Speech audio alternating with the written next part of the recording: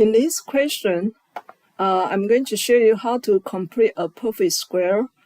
Write the equation of the form x squared plus bx plus c equal to 0 into the form of x minus p squared equal to q. We will use the homework example x squared minus 20x minus 17 equal to 0. Step 1. Isolate the terms with variable on one side of the equation and arrange them in descending order. Step 2, divide the coefficient of the square term if the coefficient is not 1. So we will add x squared, we will have x squared minus 20x, and then we plus 17 on both sides, so this will equal to 17. So we will have all the variables of x on the left side and non-variable of x, which is 17 on the right side. The coefficient of the x squared is already 1, so we don't have to go through the step 2. We're going to jump to the step 3, complete the square by taking half coefficient of the first degree term, which is the x term, and then adding its square on both sides of the equation. So the coefficient of the x is negative 20. So I will have a negative 20 divided by 2, which is negative 10. But since I will need to square both sides, so once we square both sides, it will all become positive.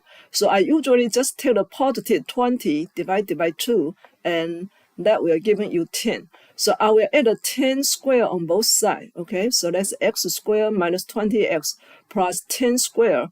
Since I add a 10 square on the left side, I will also have to add a 10 square on the right side to keep it balanced. Okay, and then this 3 term will become a perfect square, x minus 10 perfect square for the left-hand side. The right-hand side, you just calculate together. So you have a 17 plus 10 square is 100. So we will have a x minus 10 square equal to 117. So that actually complete the process here, x minus p squared equal to q. If I want to go ahead solve for x, we have an x, we will take the square root on both sides, right? So we take the square root on both sides. This will be x minus 10 equal to plus minus the square root of 117. And if you want to solve for x, we will need to add a 10 on both sides. So you will have a 10 plus square root of 117, and another answer will be x equal to 10 minus the square root of 117. Okay, so that is completing the square. If you remember the perfect square formula, a minus b squared, that's equal to a squared minus 2ab plus b squared. And we do that from right to left, that's completing the square. If you have a plus b perfect square, that is equal to a squared plus 2ab plus b squared. All right, so you do that from right to left is completing the square. You do from left to right is the expansion of the perfect square.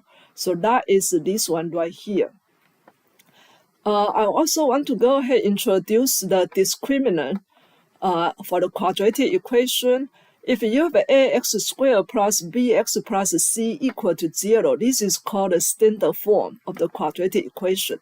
B squared minus 4ac is called a discriminant. If the discriminant equal to 0, you will have a one real number solution. If this is positive, you're going to have a 2 different real number solution.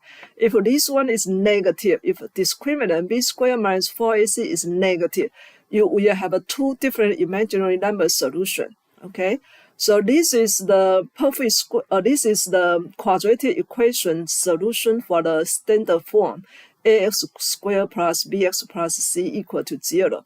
Using our previous example, x squared minus 20x minus 17 equal to 0. This one is in a standard form for the quadratic equation. So you can write down a equal to 1, b equal to negative 20, c equal to negative 17. And we will calculate the discriminant b squared minus 4ac, right? So we will have a negative 20 squared minus 4 times a times c. And this negative become positive. Negative 20 squared will also be positive. So this is equal to 468 which is greater than 0. So for this equation, we have a two real solution.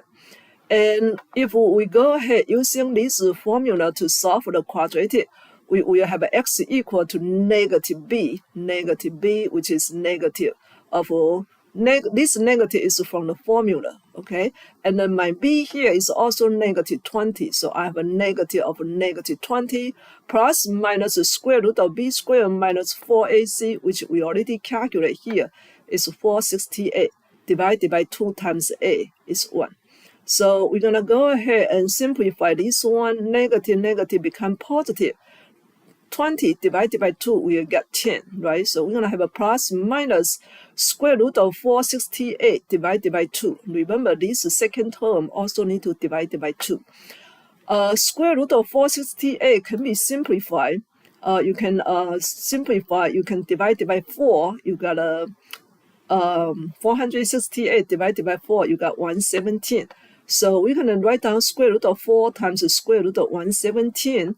And this 4 can be taken out of square root as 2. So if you have a square root, always have to simplify if it's possible. So we have a 2 square root of 117 divided by 2 in here. And then you simplify, we get a final answer is 10 plus minus the square root of 117. This, using the quadratic equation formula, is exactly the same as if we're using completing the square formula in here. So these two methods are consistent, okay? You should get the same answer in either way, all right?